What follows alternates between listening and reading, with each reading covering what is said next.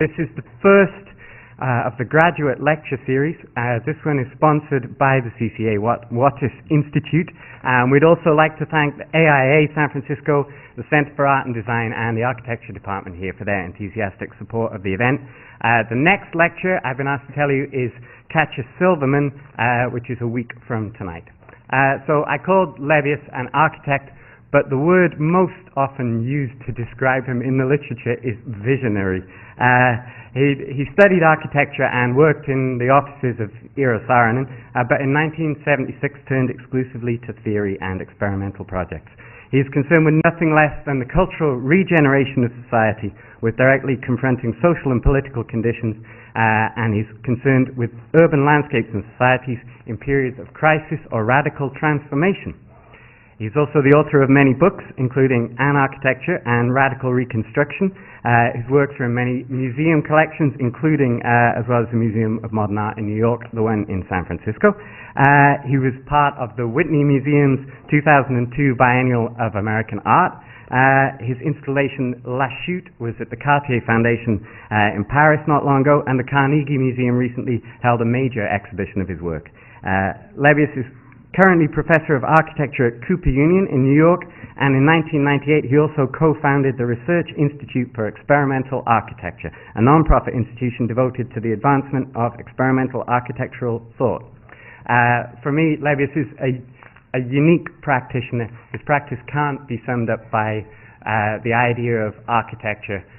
It goes far beyond that, and personally I find it extremely inspirational. Ladies and gentlemen, please welcome Levius Woods.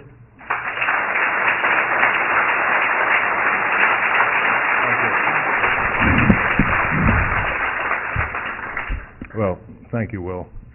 Yeah, I'd like to thank Lisa Finley and Larry Rinder, two people who were active in bringing me here, but most especially Will, who kind of hung in there and stayed with this idea over the summer.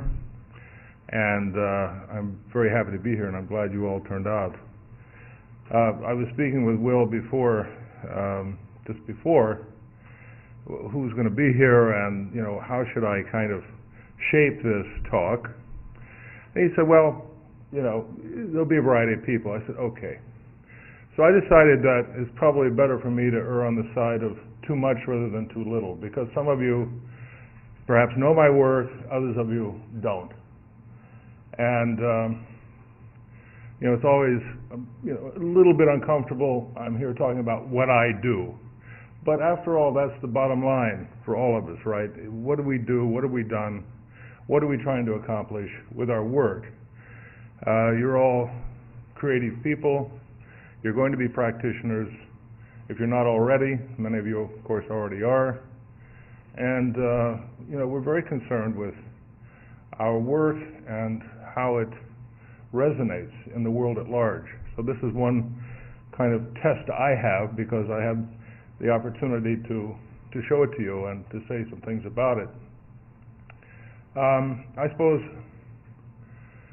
of course, I hate the word visionary, because if you look it up in the dictionary, it means a fool, right? Somebody with silly dreams. I mean, this is what it really means if you look into Webster's.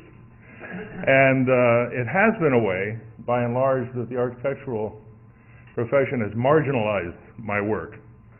Because they had to say, well, there's something there, but it's really outside of our concern as architects. But we still have to give it something, so we'll call it visionary. And beware of that. I warn those of you who are particularly creative in future about that. I consider myself a regular architect. Certainly I was trained as one. In my early years after graduation from the University of Illinois School of Architecture, I worked as one for 10 years, doing buildings, not buildings I designed, but actually building buildings other people designed. Kevin Roche and then some other architects, major building projects. So I had a wonderful opportunity to kind of get into the nuts and bolts of architecture and the practice. And I hope that has informed the work that I began to do after I decided that that's not where I wanted to be. I felt that I was very interested in what architecture could become. What can it be, really? And that's a very big question, and there are all kinds of ways to approach it. I think every architect tries their best to make the best possible architecture. I want to go beyond what I could do with a client. Because clients are wonderful, and they are the agents of society. They represent the money.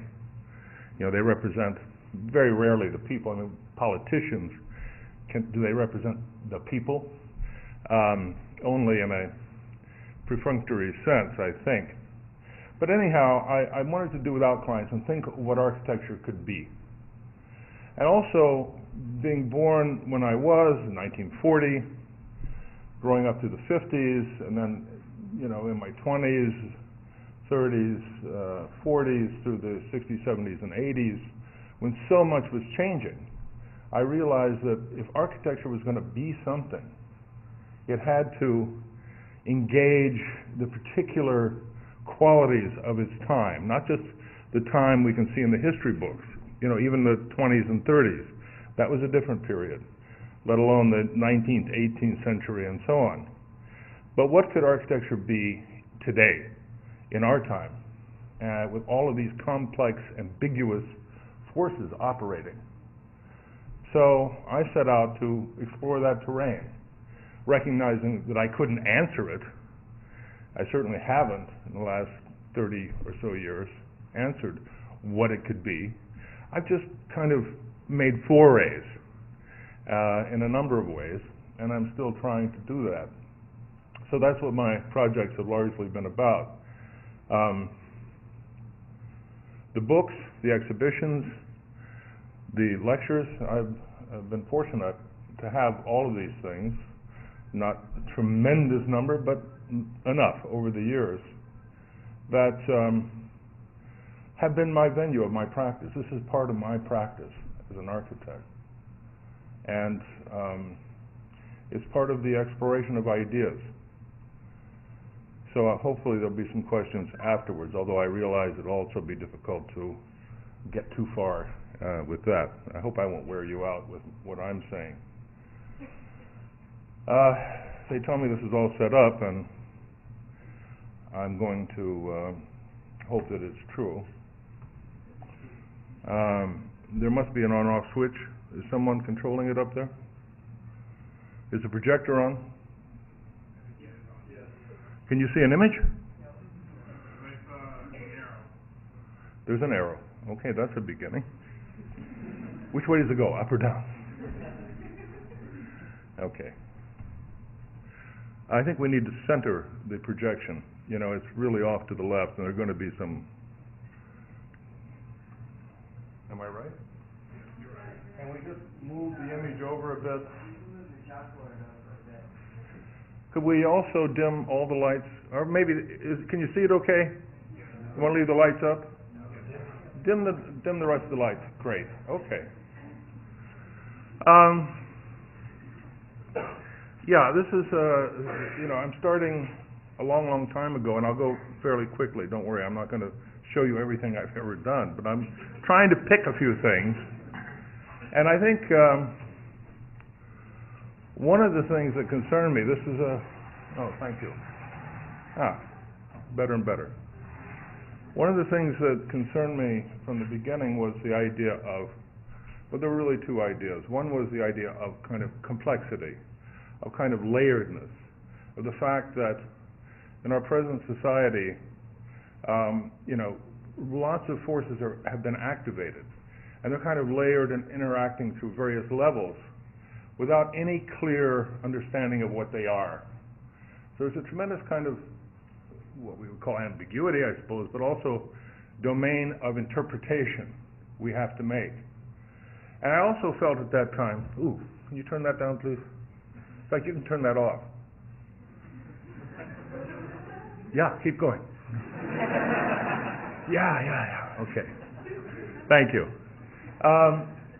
So I was interested in a kind of fusion of the arts. This is the oldest idea in the history of architecture, right? That architecture is the mother of the arts, It's the ground for unifying painting, sculpture, theater, performance. That's a very ancient idea. So I started with that really and said, well, what would a fusion of the arts? So there was a lot of drawings at that time which were about these kind of spaces that were enlivened with painting, sculpture, all by me, of course, but kind of pointing the way towards an environment that spoke of the ambiguity and complexity of our present condition. At the same time, I was very concerned with the urban condition. Of course, in the beginning, I have to say it was a bit more visionary. It certainly was fantastical in the extreme. But I just wanted to let my mind go. In other words, one of the problems we have is that we're told we're free to invent, but then we kind of self-censor. We say, I can't go that far. I just decided, oh, hell with it. I'm just going to draw whatever comes to my mind. And I did a series of drawings, quite a few, in about 1980, which were called 4 Cities. And it was an attempt to think of 4 cities that exist in the imagination, so to speak, but are concretized in the form of drawings that embody different qualities. This was the city of water, and water was the city of decay. It was the city of the disposal of waste, in a sense. That, everything is being returned to the sea. So I acted as a traveler, someone who was going with a sketchbook across the earth, finding these 4 cities and simply recording them. It was a very important time in my life because I was able to explore formal issues, different kinds of shapes, forms, different kinds of construction. Somewhere the idea of the spontaneous and the accidental became important. I was never really a surrealist. I never totally took up the idea of the collage or the juxtaposition, the exquisite corpse approach. I was more interested in the kind of synthesis of differences. And that's something I think has driven me for all of my working life. Somewhere around the mid-'80s, I began to think, okay, I've got to start designing what these cities are, not just act as a traveler, but actually take some design responsibility. They look similar, but this is called centricity. It's hard to find the publication of these drawings. It's out there if anyone's interested, but the whole idea was that the city was actually had a formal hierarchical structure represented in the traditional way by centers. There were kind of hierarchical centers that had significant structures at their focus, but that there were many centers, and these were all intersecting, in a sense creating a kind of diverse and even confused landscape of centers. It was about this time, during the centricity drawings, that I made this drawing, which has been somewhat variously used. Used it in a movie illegally, and I sued Terry Gilliam, 12 Monkeys. But you remember Bruce Willis? Oh God, that was the most horrible thing. To see him sitting in my chair, because to me this chair, the part of the moral ambiguity was that is this a scene of torture? Well, that's the way they used it in the movie, and that's why I sued them. Or is it a scene of wonder? Is this the singular position in this whole city where the wizard or the king or the philosopher sits with his globe to study the construction of the universe, and I realized that actually torture and knowledge are one and the same, right? The more we know, the more tortured we are. Better to remain ignorant and innocent. That's part of the problem. We're no longer innocent. This whole centricity series evolved in the direction of a kind of unified, continuous landscape. So there were no longer kind of separate buildings. There were kind of agglomerations of structures set into this totally artificial world. But at some point, and I think I'm moving as quickly as I can here, at some point I said, look, you got to get down, you got to get your feet on the ground somewhere. You've got to begin to address something in particular, and not these just imaginary domains. Even though I'd spent quite a bit of time doing that, I guess I had exhausted myself pretty much. So in 1987, I visited Berlin, in then West Germany, in West Berlin at that time, and learned that the wall, which is shown in this drawing as that black line, was separating the center, the Mitte in Berlin, which many of you know or know about, from the west, and the Tiergarten on the left and so on. But the subway lines were still running. So there were still spaces running from west through the east, back to the west, the old underground, the U-Bahn in Berlin, the subway. So I said, what if there was a desire to reunify Berlin? Maybe it would happen if people started building a kind of underground community in these spaces. Romantic idea, no doubt, but that's what motivated me. So this is a plan drawing showing in the gold lines, those gold lines running through the drawing are the U-Bahn lines, underground. And the others are these structures that people of East and West began to build together.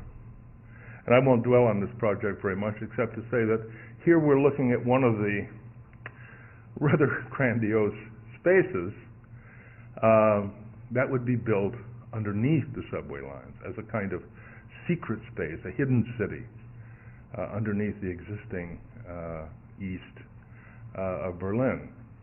And so all the buildings are kind of hanging from the top because they're still referenced to the street space above and to the subway lines. And they become spaces of what I was calling experimental living. Not exactly knowing what I meant by that at that time, but spaces where you could begin to try to live differently. And of course the space was provoking that. The space is saying, how do you inhabit me? And at the same time, to move out of drawings into models, into the try to construct these kinds of buildings, even if in cardboard and paper, as here.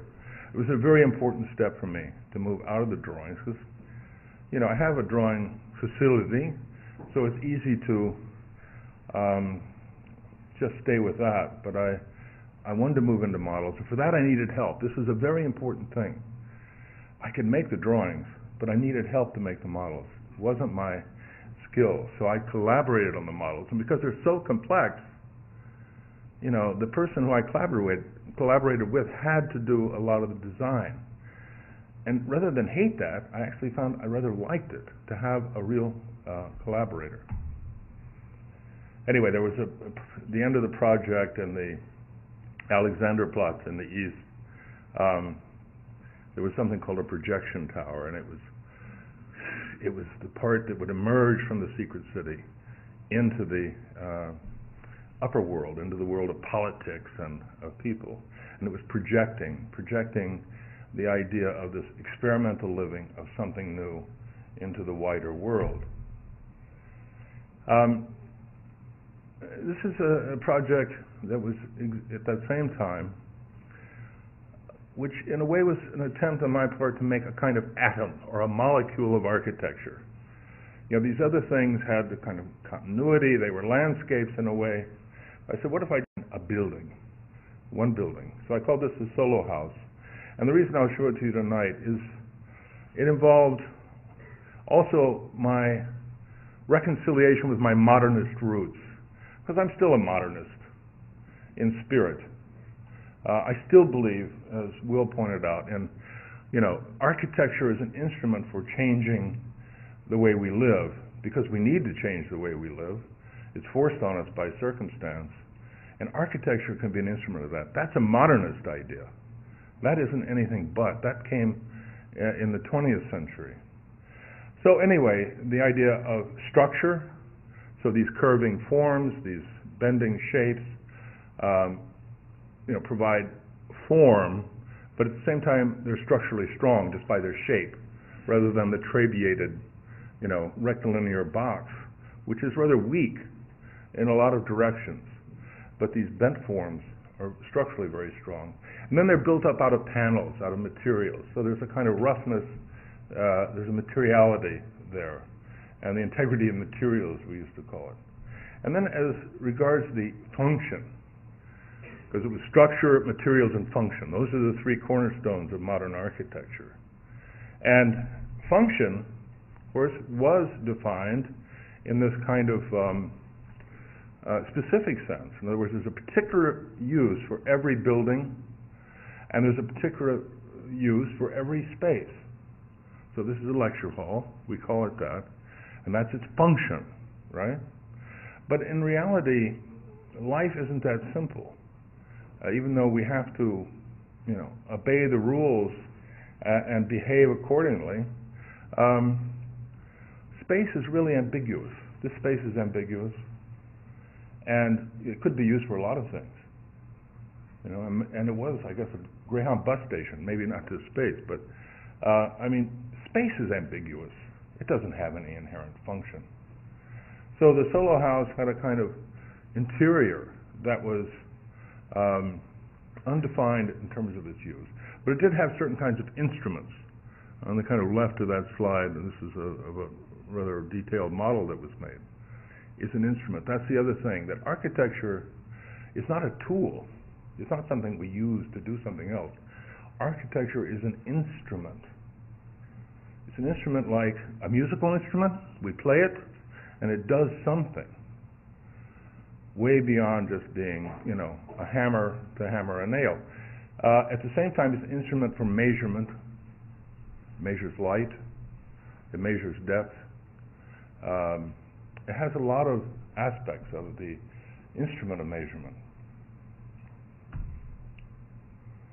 So the solo house became this kind of atom. And kind of putting that together with the underground Berlin project with that projection tower. In 1989, as you know, the Berlin Wall came down, and architects were invited to submit proposals. What can we do to regenerate the center of Berlin? And of course there were proposals for the Potsdamer Platz, and we saw what all those came to years later, of course, a kind of big, big commercial architecture. No real imagination. It's just well designed, but lacking any kind of sense that this is a new world. This is a brave new world we're entering. It's not just the West taking over, although that's what it looks like. But what about socialism? What about what was positive about the East? Granted, there were a lot of things that were horrible, and we can say there are a lot of horrible things about the West too. But couldn't it have been a moment for something new to emerge? So I started thinking, well, I don't know exactly what that new thing is, but it needs some kind of spaces that are not going to be controlled by commercial forces or by government regulations. Because, Berlin is totally controlled. Everything you do has to be approved by the building department, at the very least. So I said, okay, what if we projected these kind of molecules of this ambiguous architecture into the center of Berlin, the Mitte? And so I made a proposal for the center, which really still remains one of the most significant ones I did from a conceptual point of view. So in this drawing, or montage, we see this kind of structure, a kind of solo house type of unified structural element, shape, material, function coming into land. And where do they land? Well, conceptually, they landed inside the existing buildings, the regular buildings in the Mitte, many of which were 19th century and 18th century buildings that survived the bombings. Quite a few did survive.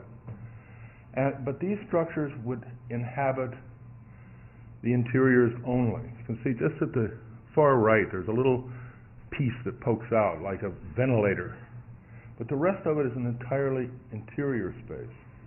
Why? Because, once again, it would have to be a kind of secret city within a city. And the reason for that is otherwise that could never happen. If you go to the building department and say, I'd like to build this, no way. You couldn't do it today, you certainly couldn't do it in 1990. So I said, these will have to be constructed kind of by hand on the interior. Again, it's a romantic notion, but it was the only way I could express the need for a new kind of space. And I call these spaces free spaces. You try to coin a word and it ends up being a little silly in a way because no one else picks it up. But free spaces, you just go around talking about it, everyone's saying, yeah, free space. But free spaces were free of, one, meaning. They had no meaning. There was no reason to build these a priori. And B, they had no use, absolutely no use. That's very important. And three, maybe the most important thing is you have no idea how to exist in them. They're difficult to occupy. That was extremely important. Architects are supposed to make life simpler, easier, better. Well, I felt it was better if we equally inconvenienced everyone. This to me was my socialist side coming out. Everyone's going to suffer equally. So, but also I said that people have to have a reason to go in this space. And once they get in there, they have to invent the way to be in there. You have to invent the reason to be in there. Maybe it's only for 5 minutes, or maybe you move in. But you can't bring your old furniture. You cannot move your old furniture in there. It won't work. So you've got to invent a new way to live, experimental living. This is one of those spaces. And there's a kind of platform, a kind of blanket, something familiar there to keep you warm. I'm sure it'd be cold and clammy. But the white box is important because, again, in 1990, that's already ancient history. I was thinking about technology. At that time, of course, the internet was something the military used, but not all of us as we do now, and computers, and God knows what's coming tomorrow as a way to connect with each other and to connect with all kinds of data, information, and so on. But I said the white box, we'll just subsume it under the white box. And the white box is that Cartesian box, if you will, that cube, the little diagram here. You sit down at the little box, like we do, and you go through a kind of internal state of the box, represented by the kind of regular geometry in the middle. But then what comes out, or what you enter, is a world completely without pre-assigned order. It's the world of the internet, it's cyberspace, and that's the connection.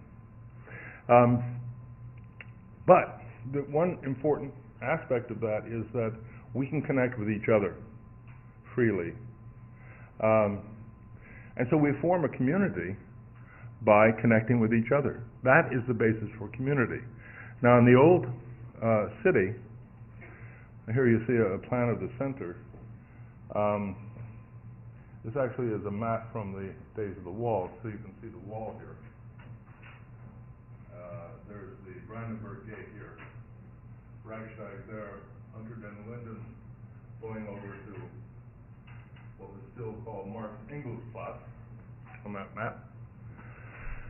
So you have the kind of bourgeois 19th century grid of the city as an orderly way, and the life of the flaneur, the life of the people of the streets. They would walk out to shop or just to promenade, meet each other, and that was one level of social cohesion, a very fine level. But there's a new level, a new layer, and that's represented in this drawing by these kind of black marks, which are the free spaces, right? And all those kind of funny curving lines are only there for a blink of an eye. They're just electronic flashes, really. But they represent a new geometry overlaid over this older traditional geometry, which still functions. But now there's a kind of complexity. And that's what the free space is about, and in this case, what was called the Berlin Free Zone is about.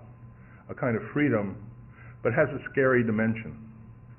We don't know what all this technology is going to be used for good or for ill, probably for both. And whether these free spaces will be inhabited by, intelligent, pleasant people or criminals, who are just using it as centers for their gangs. So, back to that chair in the room. Knowledge gives us power, but it also is a form of torture. There is an aspect of evil in knowing. We lose our innocence. I suppose part of my innocence was lost in the early 90s when I had been going to Yugoslavia and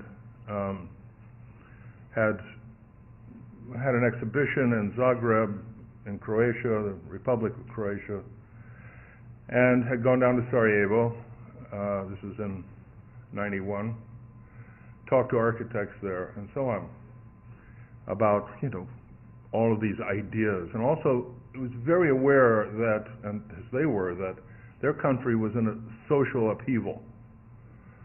That was this republic of Yugoslavia was breaking up.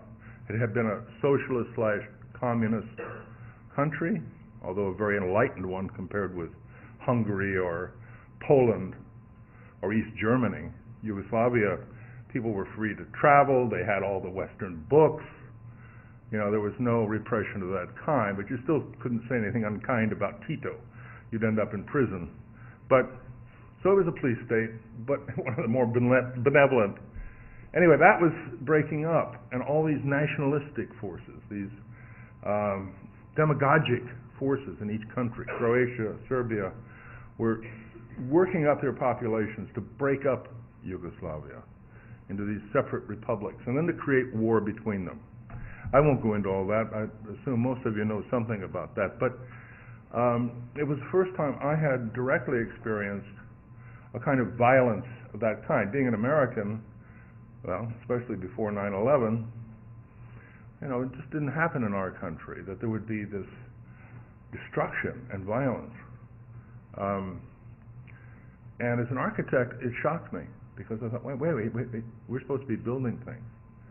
How do we deal with destruction? How do we deal with that? And I spent a good deal of time that year of 91, 92 drawing. This is sort of the first and last recourse for me mentally, because for me to draw is to think. The thoughts that I have in drawing that I couldn't have just in words. And I think things are expressed through this kind of formal language that you can't say in words. But I was thinking about creation and destruction, Yeah, we're creators, but what about destruction?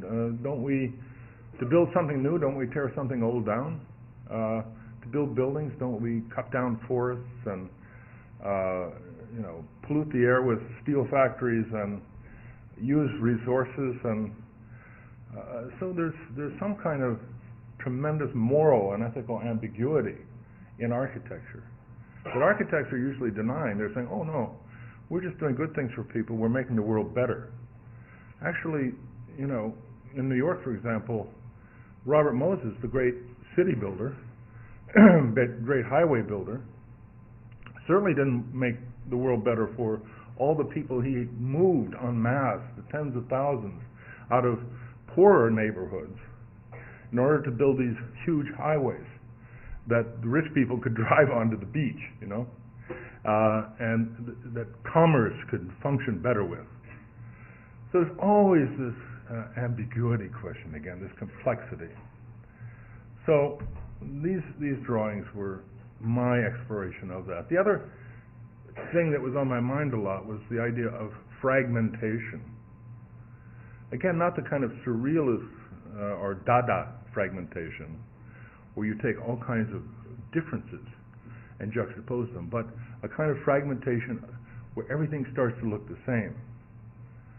I still think that's an incredibly important aspect of our modern world, is the fragmentation into similar things, not into wildly different things. That would be far easier to deal with. I think Dada dealt with it beautifully, but now we have to learn to deal with the similar things that are still disconnected. So again, at that time, this is somewhere in the early to middle 90s, I was thinking, well, okay, how do all the fragments come back together? What do they look like? What kind of architecture would they make? It's all, a speculation through drawing.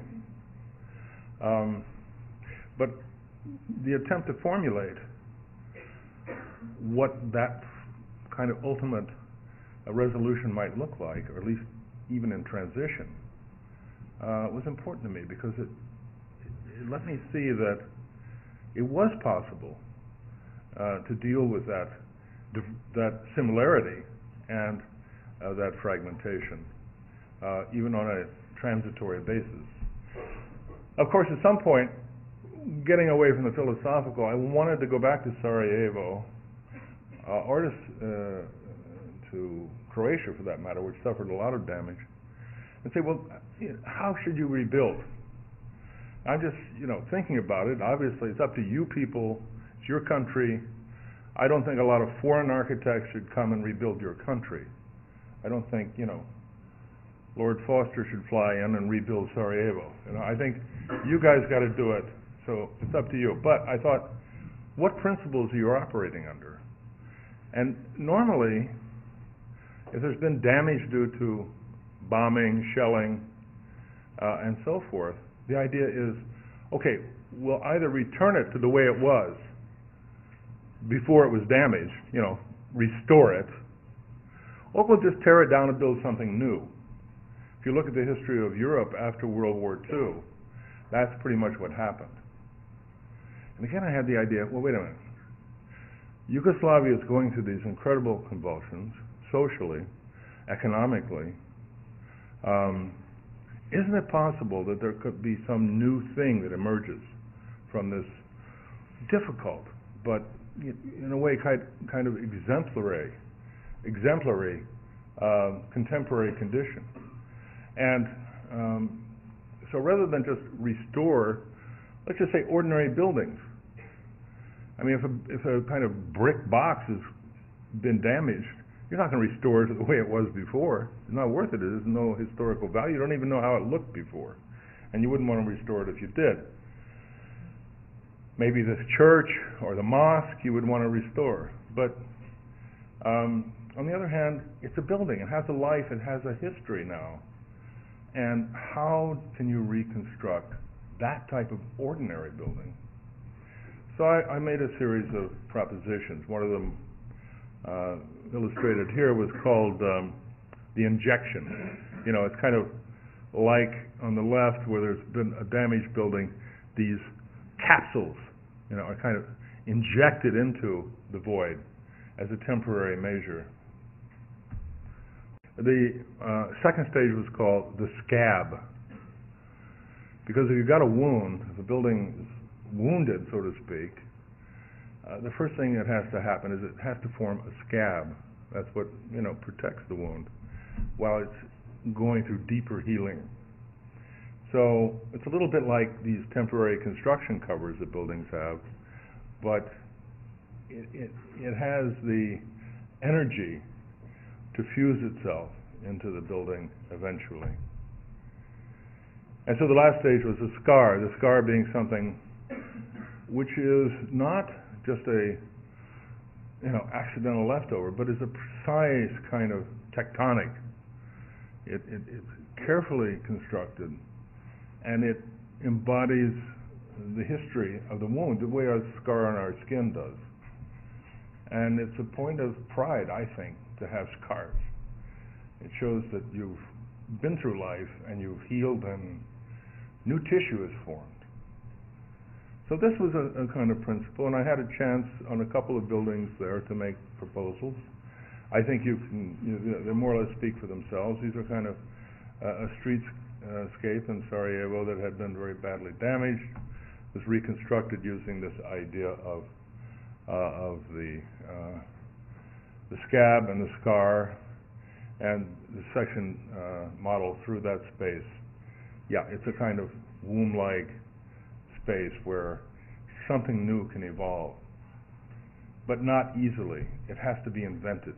This is the key thing. If you just keep giving people what they already know, then nothing new is going to emerge. It just becomes a kind of repeat of a cycle. And the cycle, by the way, that brought about the destruction. A couple of other buildings there. I mean, this is some shots. This is one shot in photograph on the left of the building in the foreground. You'll see in a moment is burning. It was the headquarters for the electrical company of Bosnia and Herzegovina, and another office building further down. These were buildings especially targeted by the besiegers of the city. They wanted to destroy, not the people so much, although they killed 10,000 Sarajevans over a 4-year period with snipers and shellings and mortars. They wanted to destroy the idea of city, but they hated what, I have to say it was the Bosnian Serbs.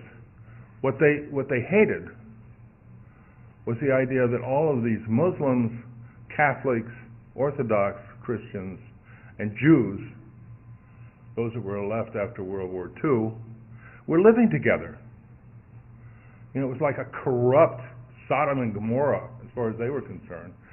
The races should be separate, and the religious beliefs should be separate.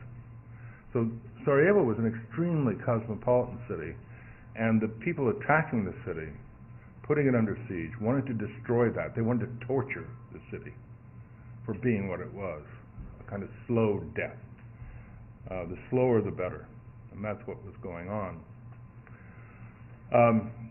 On the right is a picture of the Parliament building, which is actually a Secretariat building, like the UN Secretariat. It's the bureaucratic arm of the Parliament of Bosnia and Herzegovina, badly damaged from shelling as a symbol of civic order that had to be destroyed. That structural frame was something salvageable. It didn't have to be torn down. And I kind of took a leap of imagination and said, well, if they're going to build a new government, and it's not going to be socialist anymore, because that's gone, it's not exactly going to be capitalist, because this country is not really rich enough to be capitalist. It's going to have to invent something for itself. It needs a new type of government, and it, first of all, needs a building to imagine that new type of government in. So I called it the Meta Institute.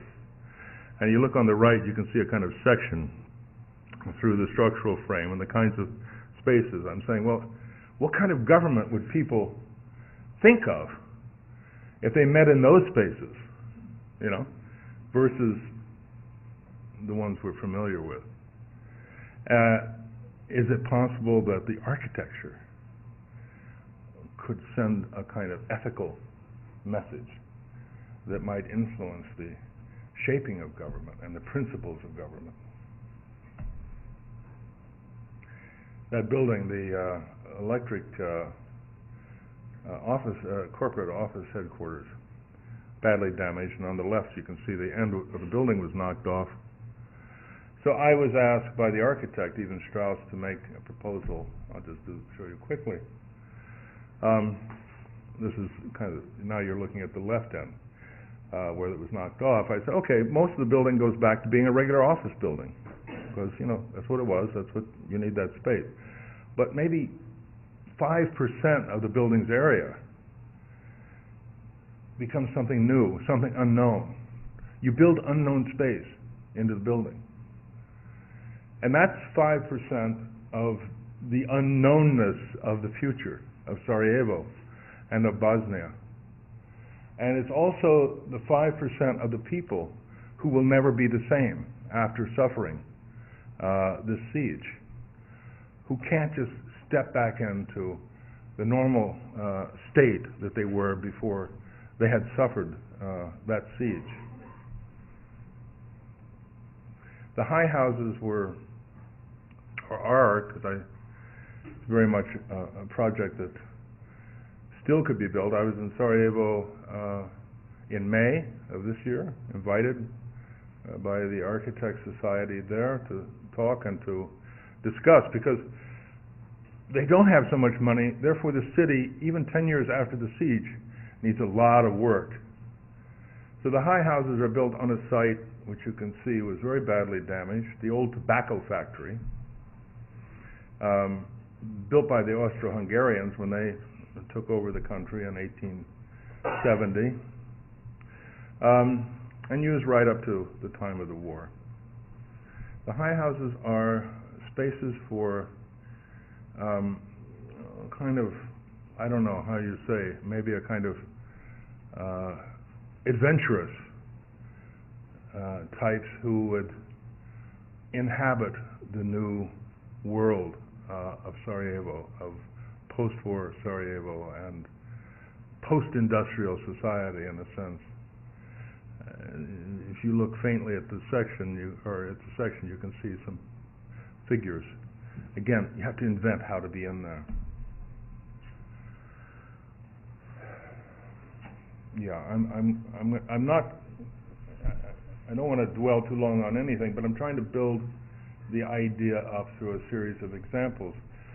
At the end of the 90s, I don't know, those of you who will remember, there was a tremendous series of earthquakes around the world, and one of them was in Turkey, where 50,000 people were killed. This one is in Taichung City in Taiwan. You can see the buildings that have fallen over.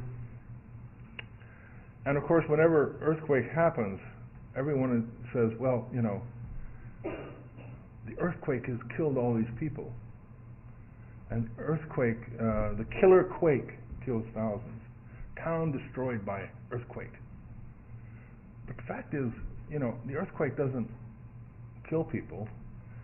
Falling buildings kill people. You know? I mean, that's the truth. Falling buildings. So the headline should read, you know, falling buildings kill thousands. Right? But no, we're going to blame nature, right? Because nature's just undergoing this constant transformation. Tectonic plates are moving, and, you know, the mountains are growing, and the oceans are shrinking. I don't know what's going on, but it's a normal thing. So what's wrong with us humans? Why can't we work with it a little better? Now, obviously, the whole ecology movement is about that. And that has its own direction, a very important one.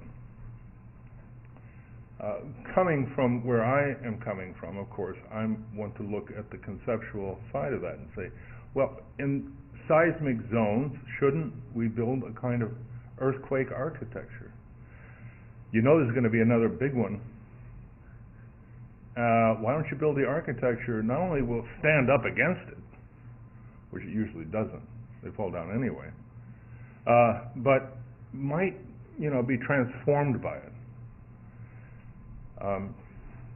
So there was a series of projects I made for Bay Area in '95. SF MoMA, Aaron Besky, the curator of architecture and design there at that time, asked me to come out and make projects. So I said, okay, I'm going to look at earthquake architecture. So there's a series of houses. Again, the house as a kind of metaphor for the dwelling. And this is called the slip house because the house is built on a silicon surface, so there's no friction, right? Therefore, when the ground moves, which it moves laterally, you're living in San Francisco, I assume you know all of this. Most of the movement's this way, not up like down like that. There's very little. It's all a kind of oscillating movement.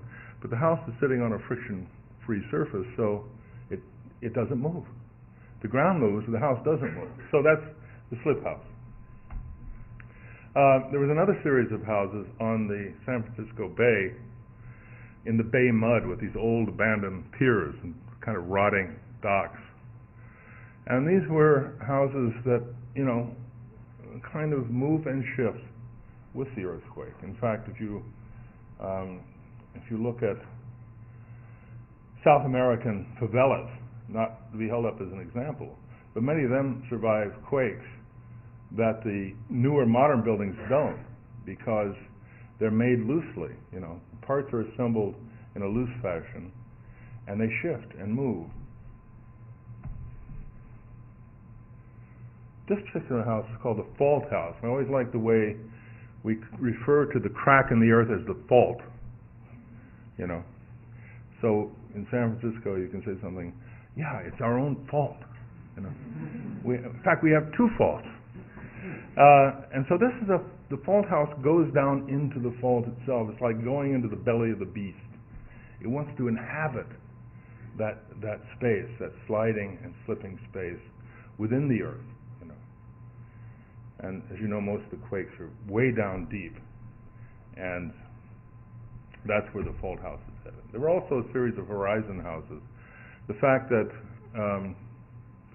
the horizon really tells us the direction of gravity, which is perpendicular to the horizon.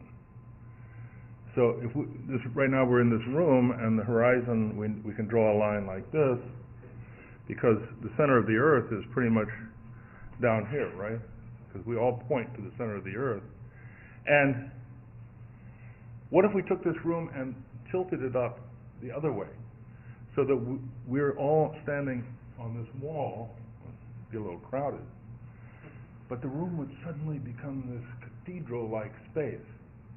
It'd be the same room, but we're just shifting the horizon. Anyway, the horizon houses are houses that move in relation to the horizon.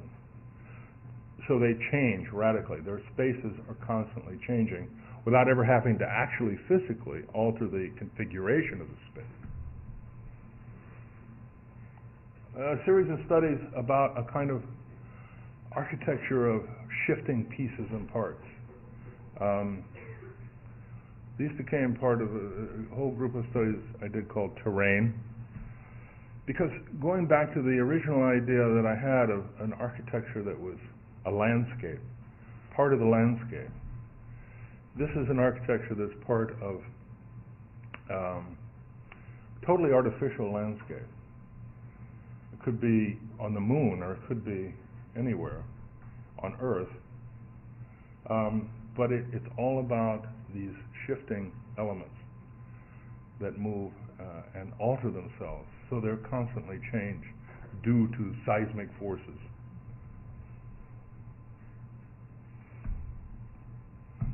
And the drawings, always the drawings. But here you see the fragments of the similar that are what I think represent the really crucial issue for architects today.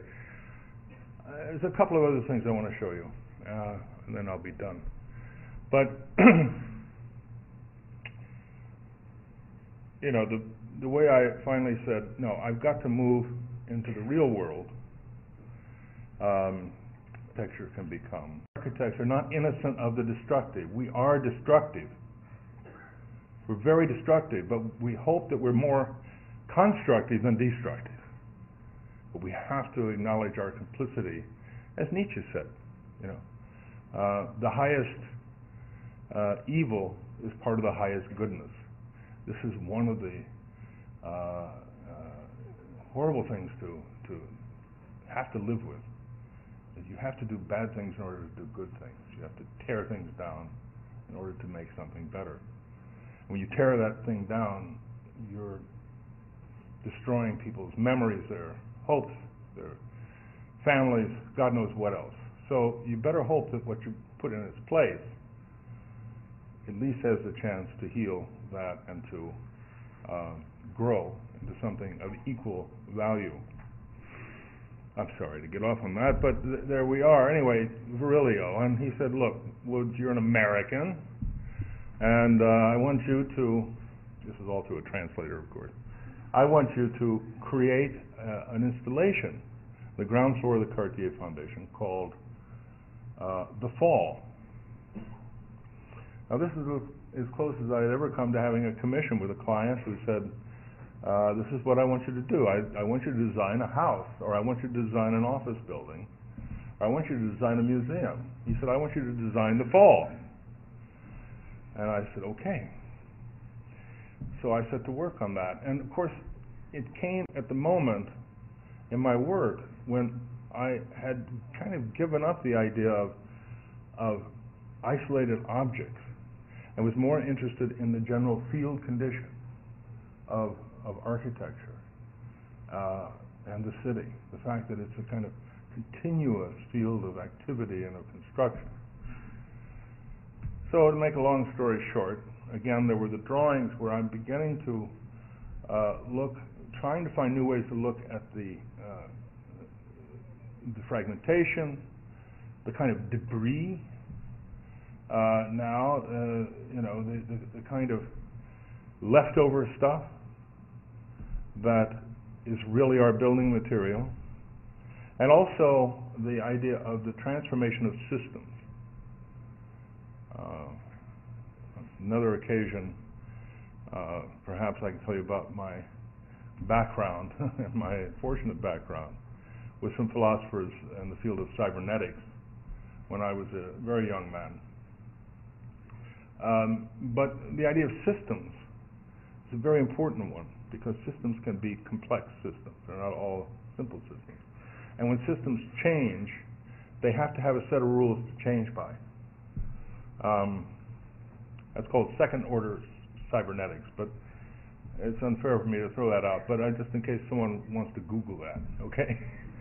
Second-order cybernetics. So anyway, transformation of systems. That's what happens when something falls. Systems are transformed.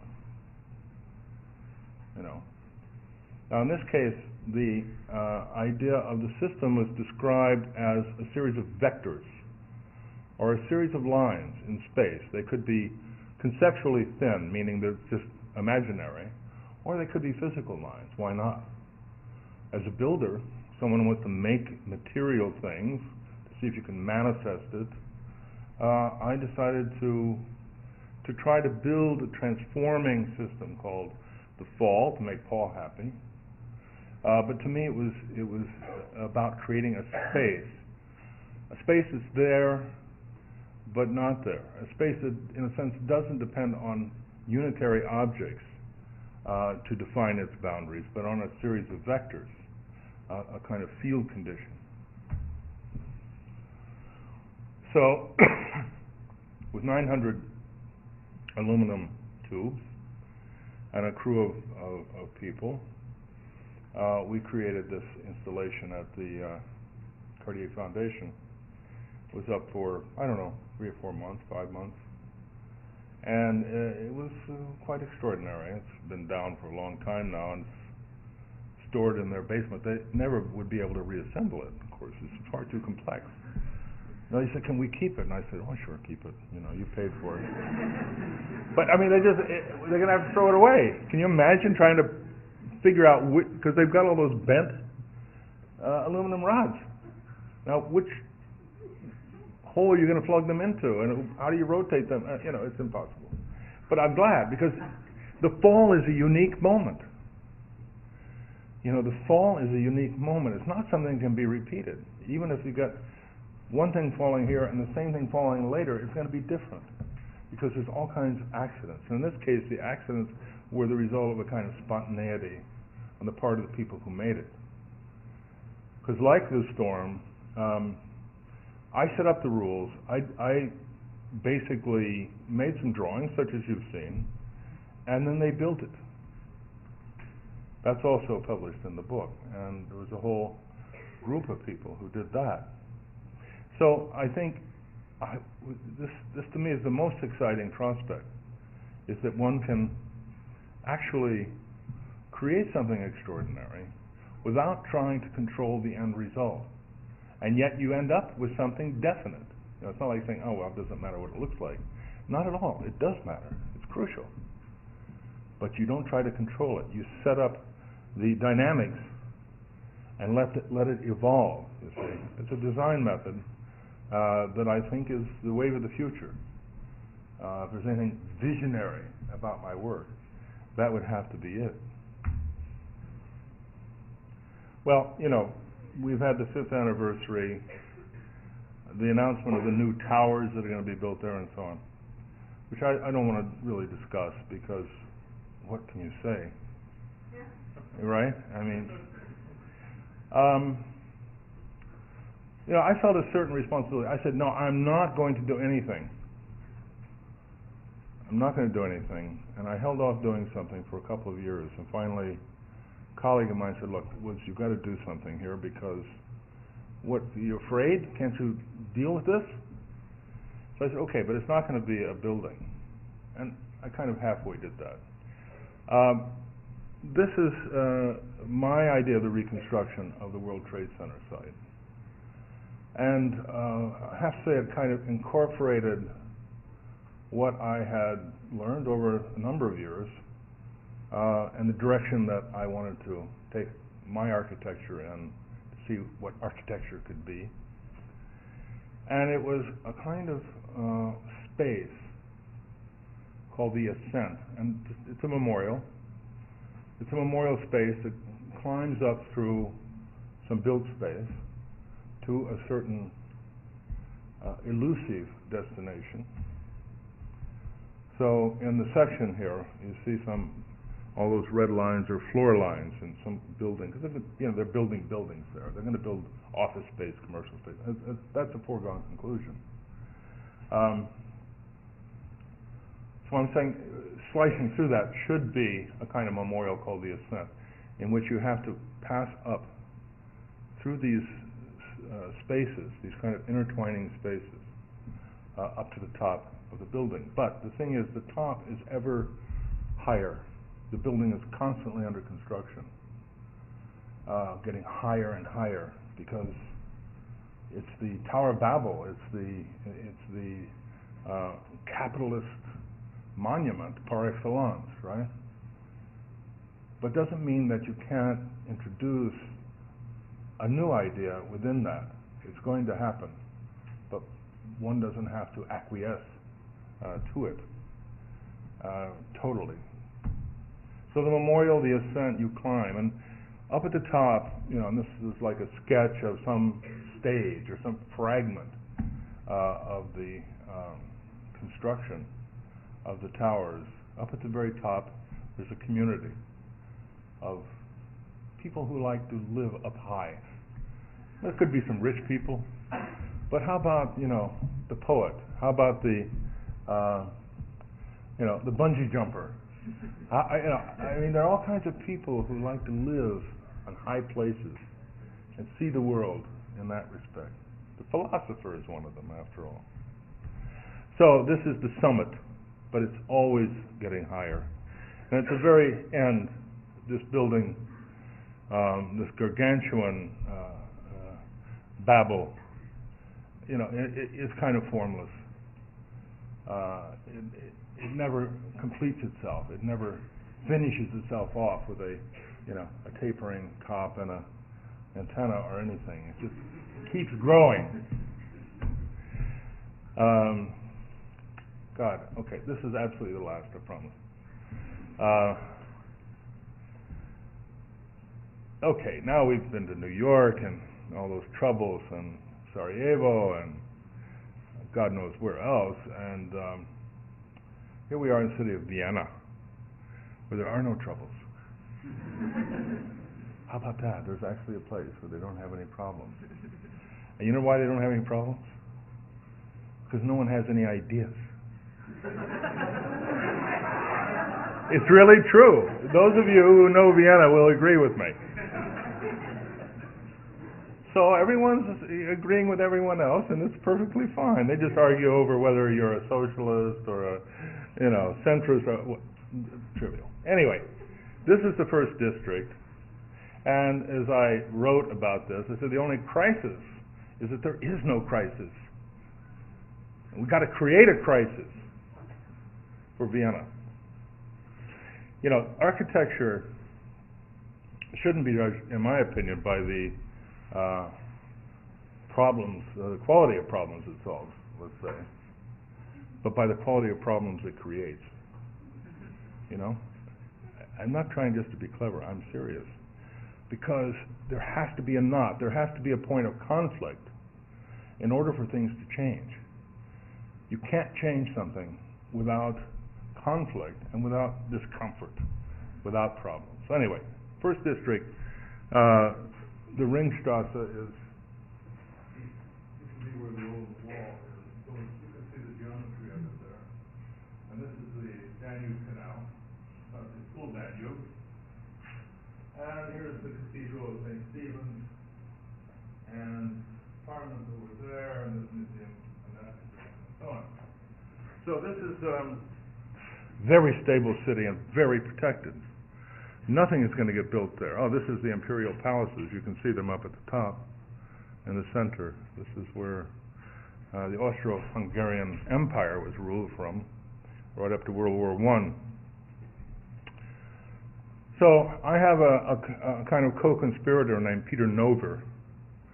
And Peter Nover is the director of the MAK, M-A-K, Museum for Angewandte Kunst, Applied Art Museum, which was a very sleepy museum that he took over in 1986 and turned into one of the major contemporary art museums in Europe. But he's always conspiring against Viennese and Vienna. And he's one himself, so therefore he has the right. So he brings in rabble-rousers like me. And on occasion, though, not very often. On this occasion, he said, look, I want you to make a project in the museum that, has something to do with the city, too, with the first district. I said, that's no problem. I've been thinking about it for years, which is true. So I said, well,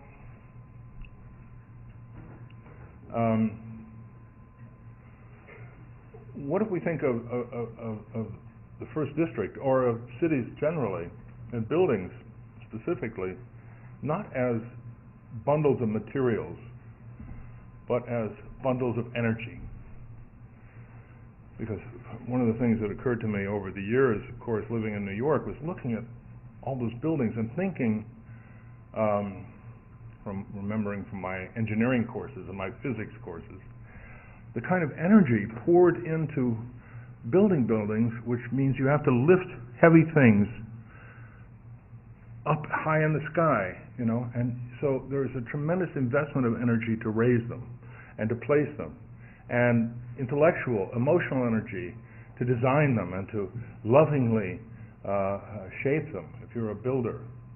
The buildings are pure energy and not just inert bundles of material. It's like Max Planck when he came up with the quantum, Yeah, there was a molecule, there was an atom, but he said, no, energy also comes in little bundles, called a quantum. So, this idea is not new, but I wanted to explore it in Vienna. And so, characteristically making drawings, vectorial drawings that became more and more complex and followed their own logic. But in reality, this is, by the way, a view of the Graben. It's the main shopping street that runs through the first district. You can see it's quite staid and stable, although the very word Graben, I don't speak German, but I've been told in Vienna it means ditch or grave, because this was the street that all the victims of the plague were dumped into. And it was covered over and made into a street and eventually became what it is today, this, with all of the Gucci, Armani, and all the rest there. And they even have a statue. It's called the Pestsäule, the monument to the plague. It's right there. That's one of the more interesting things. But anyhow, this is the Vienna of the First District. If you begin to analyze the kind of movements that people make to build up the landscape of energy, though, aside from that embodied in the buildings, they're really rather small vectors. We don't leap across space, across blocks and so forth, unless we're driving and people are walking. They're in their apartments, they're shopping, they're studying. So the city is really an accumulation of small gestures, and small energy vectors, and which this drawing is trying to describe. So if we're going to make a project, we're actually going to participate in the energy of the city. We need to think small, not big, but small. And so I came up with this idea of using a kind of holdable vector. This is one of the famous aluminum tubes, not from Paris, but specially made. It can be connected and reconnected in different configurations. But it takes emotional, intellectual energy to conceive it, and physical energy to bend it and to shape it. So it's already alive with energy. This little inert thing already is just vibrating with a kind of energy, right? So then it's activated by a group of performers. And these are the collaborators in Vienna. The idea of the project was mine, but how it gets executed, how it actually is made to happen, is up to them. And so their task is to go out into the city and to place these. Now these are some drawings I made at the time I went to Vienna, of course, and I was talking with this group of performers. They're not architects, they're performers. And I just made these drawings saying, well, they can just be laid on the ground. I mean, because you can't screw anything into a wall, and besides, these things are only meant to last for an hour, 2 hours, right? Because the police come immediately and want to remove it. True. I mean, you have to have a permit, and if you don't have a permit, they take it away. So I said, these things, you have to work quickly, you have to lean them against the walls, but they can have patterns, they can have a dialogue, they can shape space. And so that's what they did. This is at the Judenplatz, with the monument of Rachel Whiteread, which some of you may be familiar with, in the Judenplatz in Vienna. So we wanted to add our energy to that monument temporarily. Now what we didn't know, now this is a view of the temporary installation. The day we were supposed to do this, a very famous man, Christ, I can't remember his name now. Well, we all know him, we've seen him in the movies and everything, the Nazi hunter. Who is it? Someone tell me. Simon Wiesenthal, thank you. Yeah, lapse of memory there. Simon Wiesenthal, very famous guy who had tracked down many Nazis, including he'd been involved in Adolf Eichmann's arrest in Buenos Aires and taken back to Israel and so on. And on the very day that we were supposed to be installing this on the Judenplatz, the monument to the murdered Jews of Vienna, or of Austria, Vienna in particular. So we had no idea how this would be interpreted, whether it would be interpreted as, kind of neo-Nazi move to desecrate the monument, or as a kind of bringing homage, our homage to this in a very temporary way. And it is open to interpretation, I think that's the key. Certainly we meant homage, but you set something in motion and it doesn't always come out the way you imagine it. It will be interpreted. There were many of those installations. I won't go through them all, just to say that you can see it's much later in the year. It's wet, it's cold, they're dressed warmly now. We're going back to the museum. And every time they went back to the museum, we kept all the rods in a particular room, a gallery.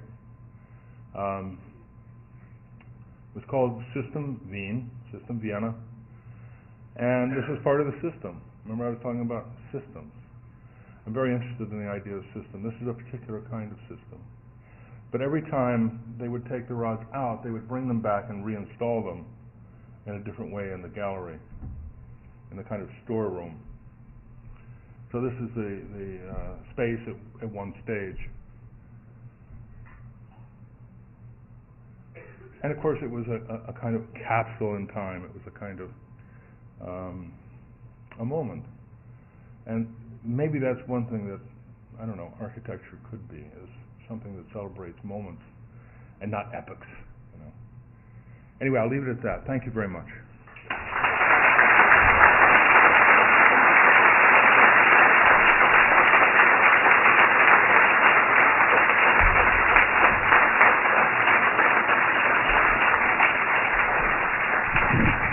Okay, yes, thanks very much to Levius for an incredible talk. And we do have time, a little bit of time for some questions. So if anybody has a question, please raise your hand and we'll see what we can do.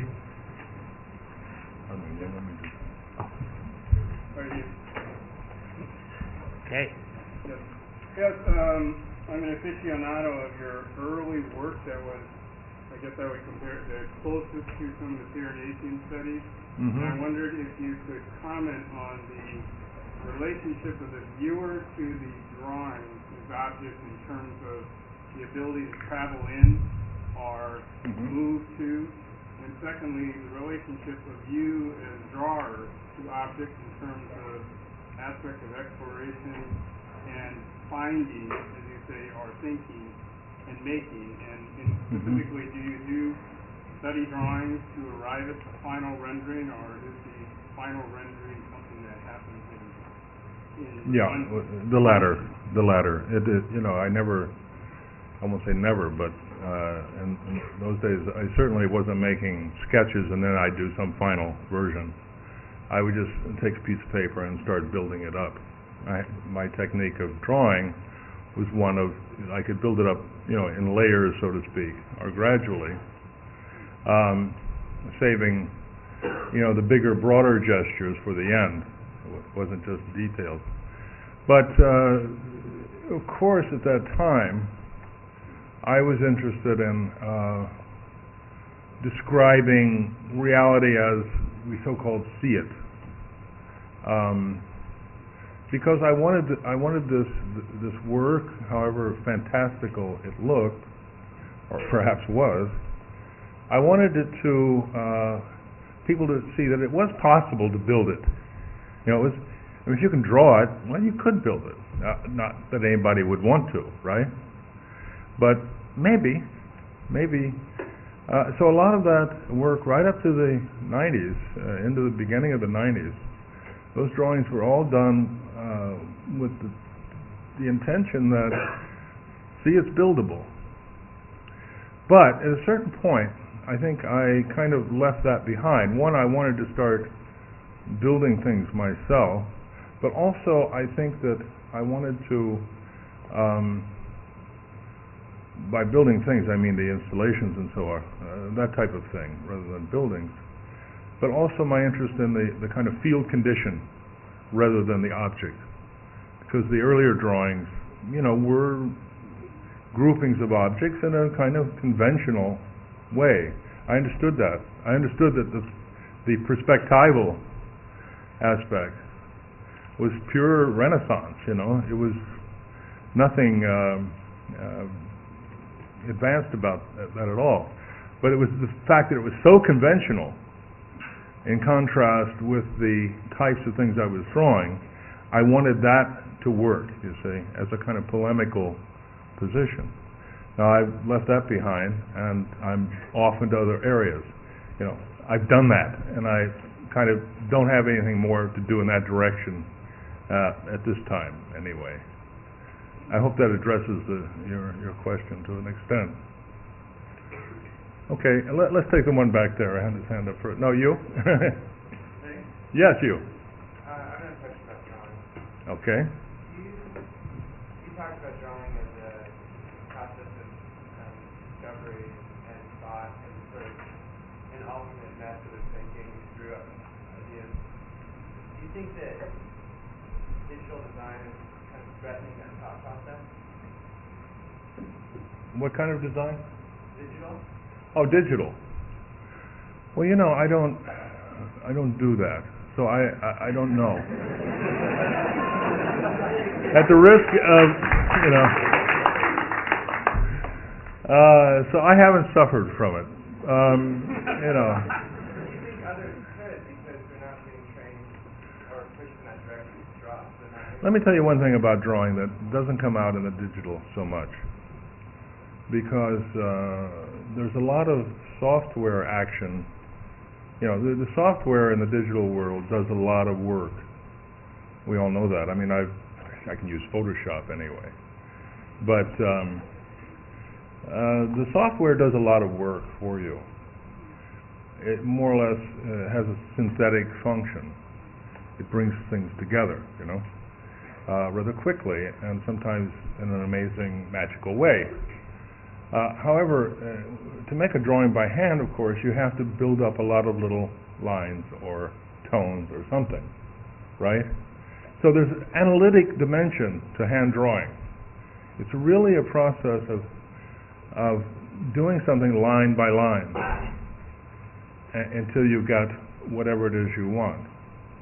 Whereas, with the digital, it seems you might be able to take one line, toss it into the software, so to speak, and the software will generate your matrix, your system. I realize it's not that easy, and I'm not putting down the digital. I mean, it's with us. We're not going to escape that. The digital world is with us, and it's going to remain with us. It's going to get deeper and broader. So I don't know the answer, except a couple of friends of mine who are very adept at the digital drawing, if you want to call it that. I say the best people at that are people who know how to draw. So knowing how to draw, really knowing how to draw by hand, helps you in the digital world, so I've been told. Some of you may be able to confirm that, some not. Yes? I'm very interested in your technique. I haven't... Which one? Well, your drawing technique specifically. Well, there's several, I mean, it's not just one. Yeah, I haven't had the chance to see any of them physically, and I think Right. the gallery shows I've only seen through books and slides. Yeah. But if you could just talk about exactly what the dimension of the paper is and how long the drawings take you, or what media. Well, I mean, the older, more highly delineated, rendered drawings obviously took some time. They were, but not, I'm not that patient. I have to, I'm an architect. I think, I want to get a result. I want to get somewhere with what I'm doing. So it has to move along pretty quickly. So any one drawing, certainly that I've shown you here, never took more than a day or two. I know it sounds preposterous, but it's true. But I developed ways of doing that. I developed ways of working quickly, because you want your thoughts to stay fresh. You don't want to labor. What was it Michelangelo said? You never want to see the artist sweat. You just want to see the magic. And you start seeing all that grunting labor of, there's another tone and so on. It turns you off, and it turns me off. So it's got to look easy. Yeah. Thinking about your methodology for reconstruction that you proposed in Yugoslavia, Yeah. I was wondering if you think that methodology or that method could be used, transplanted from Yugoslavia and used in other devastated areas like Lebanon or New Orleans. Absolutely. Leading to the other concept that you mentioned of collaboration, could that reconstruction then just be done by common people and we dispense with the architect? I think that we certainly are going to we're certainly going to dispense with the high-end design architect because I mean the wealthy will always want the best, and they're going to pay the great architect whatever the great architect wants to design, and I think that's wonderful. That's one aspect of architecture. But let's face it, and this is where I'm still a modernist. Just think about Corbusier and so many other modernists in the 20s and 30s who wanted cities to become more beautiful, not just a few buildings in cities, with a lot of slums in between and a few beautiful crystals rising. So the whole goal of modernism was to somehow come up with ideas and concepts that could make the whole city more beautiful in every sense. Certainly more just socially, which is a form of beauty in my opinion, and maybe even with a strange new kind of aesthetic. That was modernism. So I think we lost that. We've given up that ideal, and I think it has to come back. Otherwise, it's like the sci-fi scenario of the devastated landscape with a few fortresses in it that the wealthy can afford to create for themselves. We have to get back to the idea of making the whole city better. And I think there are plenty of people working on that. Don't get me wrong. I don't think I'm the only person thinking about that. But I'm trying to think of it in a slightly different way. So, for example, in New Orleans, I won't say that I'm working on something because I am, but I'm not. It's not ready to present. But otherwise, I would have. I was tempted to do something tonight with that, but obviously I had your attention for long enough. But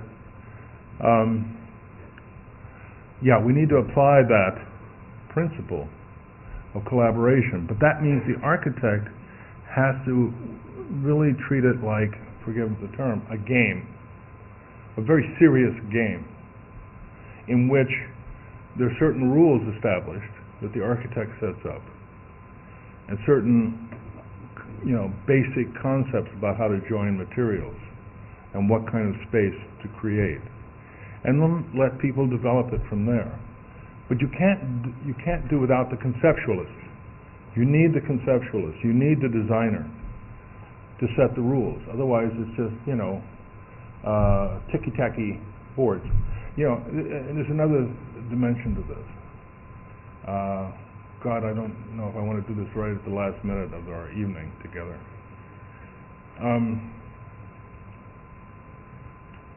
Most of us just want, to have a normal life. For myself, I gave up a certain degree of normalcy as an architect when I decided to go in the direction I went. But otherwise, I like my creature comforts. I like my cocktail and my new shoes or whatever. I mean, I like normalcy. But after a disaster, people are so desperate to get back to normal that they're just not interested in new ideas. They want to get back to normal, and that's where it takes strong leadership to help make people realize that the kind of thing they've suffered is actually a kind of transformation already. they're never going to be the same again.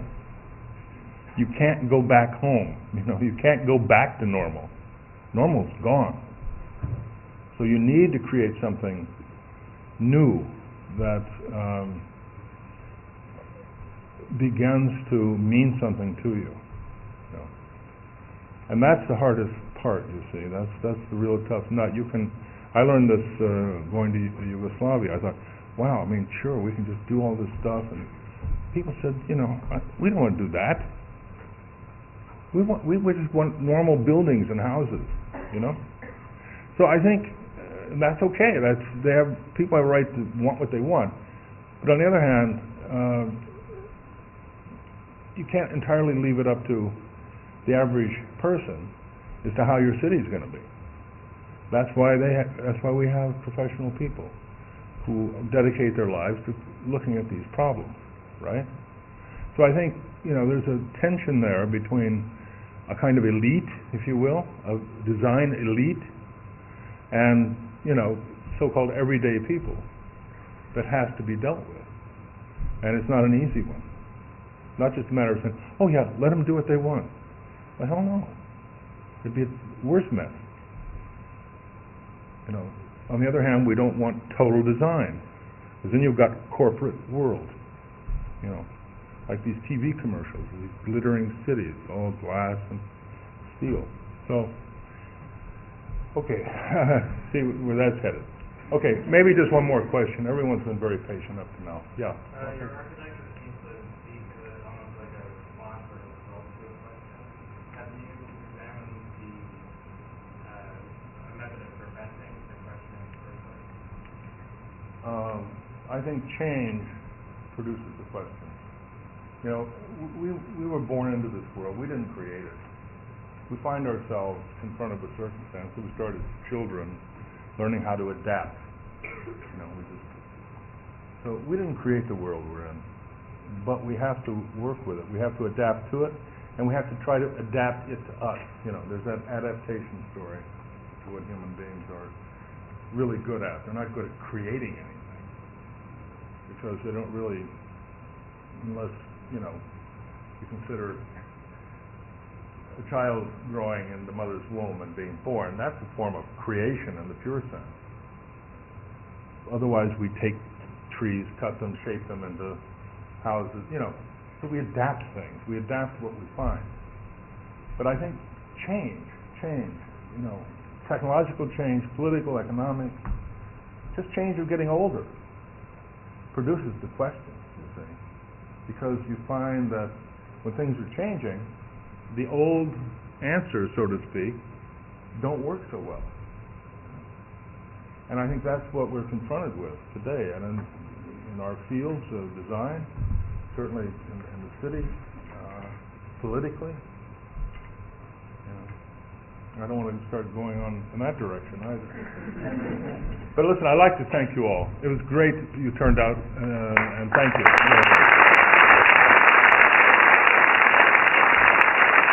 Thanks again to Levitt.